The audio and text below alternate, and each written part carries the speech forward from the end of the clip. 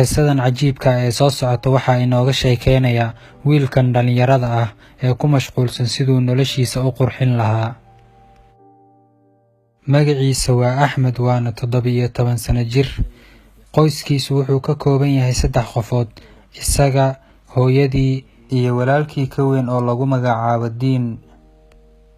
Diin waa wiil curyaan ah, ma awoodo inuu socdo, inuu hadlo, iyo xitaa inuu keligii wax cuno. Wuxuu dhahay wiilkan, aabbahen wuxuu inaga tagay inagoo aad u da'yar. Walaalkay Diinna subax walba daaqadda ayuu iga soo fiiriyaa markaan iskuulka u socdo. Awoodda kaliya uu leeyahay waa aragga iyo inuu dhaqdhaqaajin karo gacantiisa bidix. Wuxuu kaloo awoodaa inuu qalin ka qaato oo uu maanta oo dhan wax ku dul qoro waraaqada dusheeda. Waana intaa shaqada uu qabto maanta oo dhan. Wuxuu dhahay qofkan waa hooyaday, waana macallimad dugsiga sare dhigta. Iskuulka kadib arday kale ayay quraanka bartaa. Intaasoo shaqo adaga waxay u qabanaysaa si ay u bixiso daawada walaalkay Diin, waxa guriga looga baahan yahay iyo waxaan aniga u baahanahaba. Wuxuu dhahay waxaan qabaa walaal curyaan ah kaasoo aan faa'iidaba lahayn. Weligay keligay ayaan ahaa, waxaana Ilaahay weydiistaa muxuu ii siin waayay walaal caadi ah oo 6 ay u wanaagsan yihiin. Wuxuu dhahay waqtigu waa isbedelay, markaan dugsiga sare dhameeyayna heer jaamacadeed waan bilaabi kari waayay sabab dhaqaale oo qoyskayga haysata darteed. Mararka qaar waxaan ku qasbanaa inaan aad u shaqeeyo oo aan miro ka soo guro duurka si aan u sii iibiyo. Qiimo jaban ayaa lagu iibinayay, daal fara badan ayaana dareemi jiray. Waxaan aaminsanaa inay sidan cadaalad ahayn. Waxaan kaliya u shaqaynayaa walaalkayga curyaanka ah. Anigu weli waan yarahay, waxaan doonayaa xorriyad iyo inaan asxaabtayda waqti la qaato. Marka ay hooyo dibadda ku maqan tahay, aniga ayuu waajib iga saarnaa inaan daryeelo oo aan cuntadiisa iyo daawadiisaba siiyo. Runtii waan karaahiyeysanaya shaqada noocan ah. Markii aan asxaabtayda raacana, waxaan iska indhatiri jiray mas'uuliyadda i saarneed. Mararka qaarna walaalkay wuxuu la dawaqi jiray gaajada haysa darteed, isagoo aniga i sugaya. Bal u fiirso, wuxuu u imaaday hooyadii, wuxuuna u soo jeediyay in walaalkii la geeyo xarun lagu xanaaneeyo curyaamiinta. Wuxuuna ku dhahay inagana sidaa ayaa inoo dan ah oo waa culays inaga yaraada, waana booqan karnaa mararka qaar. Kadib hooyadii ayaa ku dhahday, maxaad leedahay waryaa, walaalkaa ayaad doonaysaa inaad xarunta curyaamiinta u dirtid.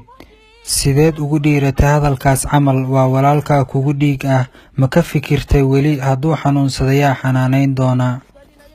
Kadib wiilkan wuxuu dhahay waayahay, ma aniga ayaa duurka uga shaqaynaya, aaway mustaqbalkaygii, asxaabtayda mustaqbal ayay leeyihiin.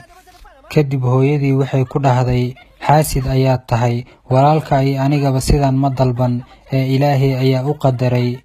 Inta aan aniga noolahayna meeshaas camal looma dirayo, ee wejigayga ka hor dhaqaaq, inaan mar dambe kula hadla ma rabee.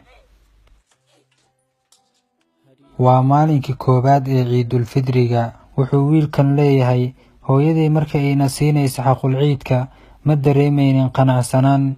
Waxaan mararka qaar isweydiinayay, walaalkaygan curyaanka ah lacagta xaqul ciidka ee la siiyey muxuu ku sameynayaa?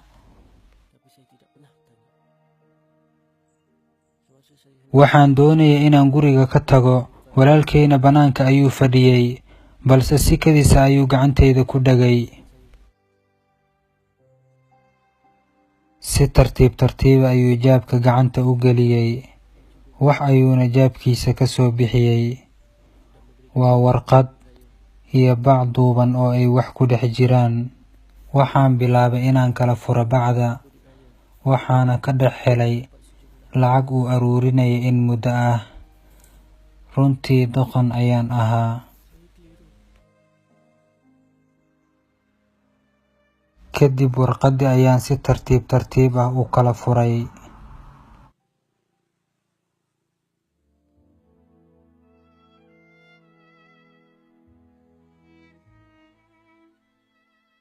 wuxuu ku soo sawiray warqadda 2 nin, midkood wuxuu ku fadhiyaa kursiga, midka kalena wuxuu wataa ul oo wuxuu riixayaa kan kale.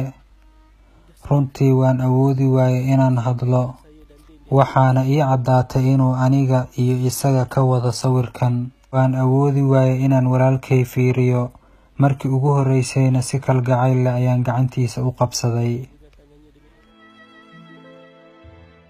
Waxaan bilaabay inaan gacantiisa ku dul ooyo oo aan ka dalbado inuu iska kay cafiyo. Alla maxaan xaasid ahaa. Walaalkay Diin lacag kastoo soo gasho wuu aruurinayay si aan mar uun waxbarashadeeda heer uga gaaro.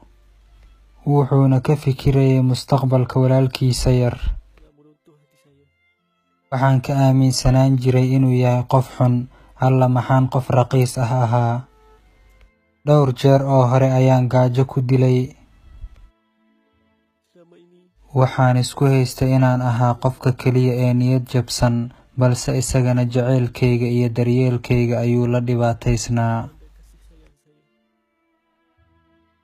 Dhowr sano ayaa ka soo wareegtay geeridii walaalkay Diin, welina qalbigayga kamuusan go'in.